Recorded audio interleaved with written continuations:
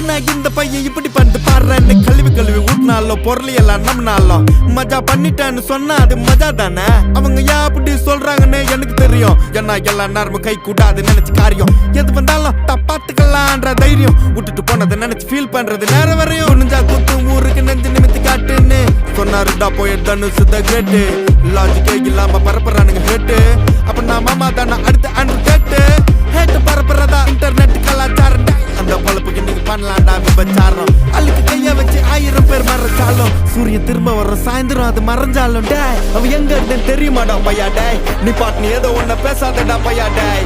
ஐயோ அவனா ஒரு மோடா முட்டியும் பையா டேய். வேற யாரு அது நான் தான் அந்த பையன் டேய். யாரா அந்த பையன் நான் தான் அந்த பையன். யாரா அந்த பையன் நான் தான் அந்த பையன்.